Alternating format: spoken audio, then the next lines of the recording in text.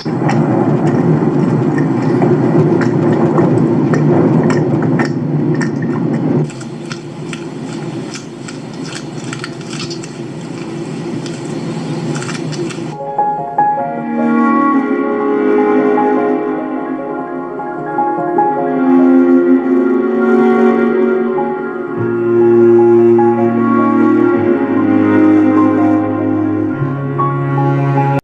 আলাইকুম দর্শক, দুটি কথা বলার জন্য আসছিলাম ভারত বাংলাদেশ সম্পর্ক নিয়ে। শেখ হাসিনা ক্ষমতায় ছিল 15 বছর। এই 15 বছর শেখ হাসিনা ক্ষমতায় আসার আগে কিন্তু ভারতের সাথে বাংলাদেশের সম্পর্ক অনেক বেশি বন্ধুত্বপূর্ণ ছিল। এত তিক্ততায় কোনো সময় পৌঁছে যায়নি। এখন একটু আলোচনা করি ভারতের সাথে বাংলাদেশের সম্পর্ক এরকম হলে কেন বাংলাদেশের মানুষ ভারতকে এখন পছন্দ করে না। শুধু বাংলাদেশের মানুষ না, আমি নাম ধরে বলি, চীনের মানুষ ভারতকে পছন্দ করে না, পাকিস্তানের মানুষ ভারতকে পছন্দ করে না, নেপালের মানুষ ভারতকে পছন্দ করে না, মালদ্বীপের মানুষ ভারতকে পছন্দ করে না, শ্রীলঙ্কার মানুষ ভারতকে পছন্দ করে না, সিকিমের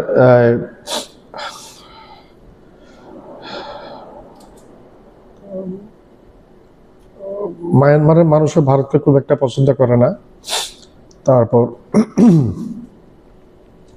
আরও আছে বেশ কিছু যেগুলো ভারতকে পছন্দ করে না। ভারত অপছন্দের তালিকায়, ভারত অবশ্যই একঘরে হয়ে গেছে।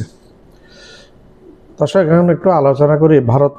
আমরা ব্যক্তিগতভাবে কোনো অপছন্দের কারণ না, ভারতের অপছন্দের কি কারণ সেটা আমরা একটু আলোচনা করি।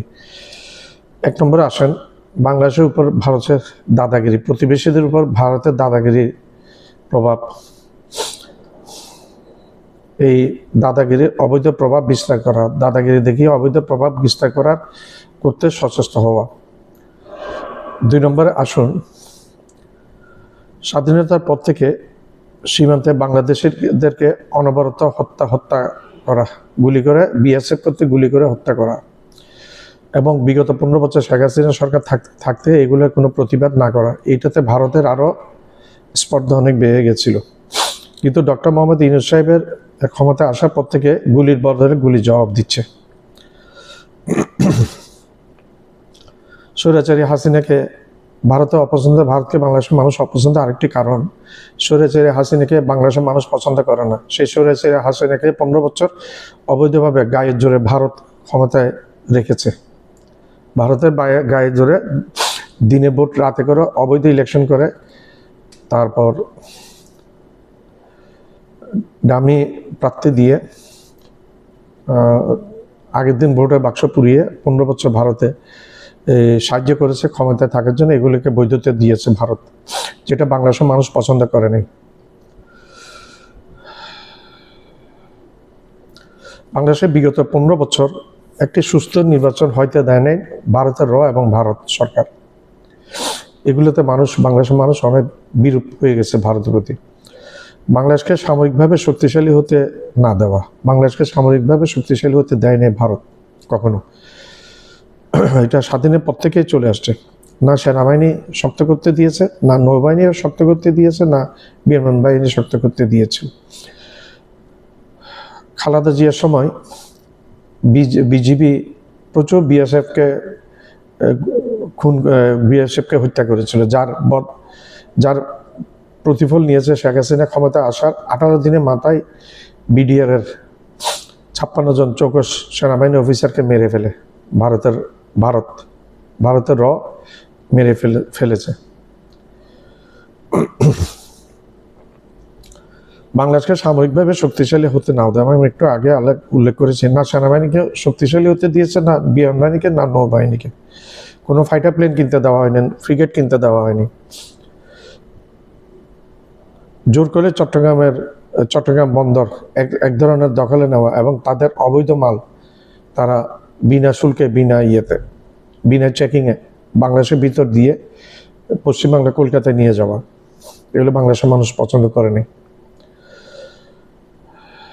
7টি প্রতিবেশী, একটু আগে উল্লেখ করেছি আমি, 7টি প্রতিবেশী দেশের সাথে বাংলাদেশের সম্পর্ক সাপে নেউলে। পূর্বে আমি ভুটানের নাম উল্লেখ করতে ভুলে গেছি। ছোট্ট ভুটান পর্যন্ত ভারতের প্রভাব মেনে নেয় নাই, অবৈধ প্রভাব, ভারতকে পছন্দ করে না।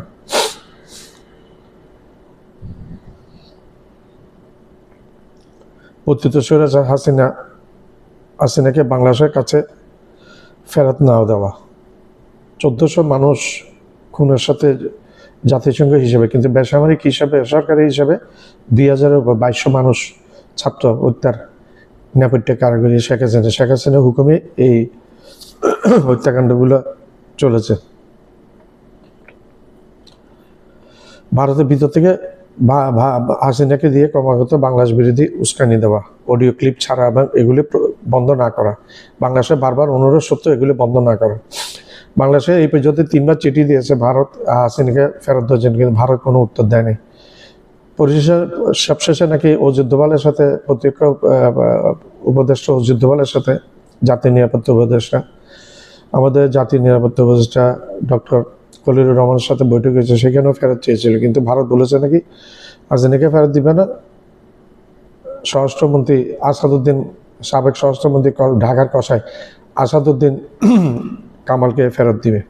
সেই জিনিস বুঝতে পেরে আসাদুদ্দিন কামাল কলকাতা থেকে পালিয়ে আত্মগোপনে আছে। সেটা ভারত অবশ্যই জানে, ভারতের গোয়েন্দা সংস্থা অবশ্যই জানে। একদিন হয়তো আমরা শুনবো ভারত বলবে যে সে অবৈধভাবে চলে গেছে লুকিয়ে বিদেশে। সীমান্তে অতিরিক্ত কাঁটাতারে বেড়া দেওয়া এবং বিএসএফের দাদাগিরি দেখানো, বাংলাদেশকে এবং বাংলাদেশের মানুষকে ক্রমাগত তুচ্ছ তাচ্ছিল্যভাবে কথা বলা ভারতের সাংবাদিক, ভারতের সাধারণ জনগণ এবং ভারত সরকারের, ভারতের স্বরাষ্ট্রমন্ত্রী অমিত শাহ বাংলাদেশিদেরকে লটকিয়ে মারবে বলছে, উল্টা লটকিয়ে মারবে বলছে, ঘুষপেটিয়া বলে। বাংলাদেশকে গ্রাস করার প্রবণতা ভারতের, বাংলাদেশ সবসময় বাংলাদেশকে স্বাধীন হয়েছে পর্যন্ত বাংলাদেশকে গ্রাস করার একটা প্রবণতা আমরা দেখতে পাচ্ছি ভারতের। বাংলাদেশের হিন্দুদেরকে ইসকনের মাধ্যমে উস্কে দেওয়া, এগুলো বাংলাদেশের মানুষ সহজভাবে মেনে নেয়নি। সবগুলা বিথা গেছে, এগুলো বাংলাদেশের মানুষ প্রতিহত করেছে, সরকার এবং বাংলাদেশের মানুষ। বাংলাদেশকে ক্রমাগত আক্রমণ করার হুমকি দেওয়া, বাংলাদেশকে 5 মিনিটে চট্টগ্রাম দখল করা, এই আধা ঘন্টায় বাংলাদেশ দখল করে, এই সমস্ত নানা রকম কাল্পনিক হুমকি দেওয়া, এগুলো বাংলাদেশের মানুষ পছন্দ করে না। আপনারা আক্রমণ করলে বাংলাদেশের 20-21 কোটি মানুষ বসে থাকবে না, বাসায় গিয়ে ঘুমাবে না, সেটা মনে রাখবেন। আমার চ্যানেলটা লাইক করবেন, শেয়ার করবেন, সাবস্ক্রাইব করবেন, বেল আইকনটা প্রেস করবেন, সাবস্ক্রাইব করতে ভুলবেন। আবার বলছি, আমার চ্যানেলটা লাইক করবেন, শেয়ার করবেন, সাবস্ক্রাইব করবেন, বেল আইকনটা প্রেস করবেন, সাবস্ক্রাইব করতে ভুলবেন না।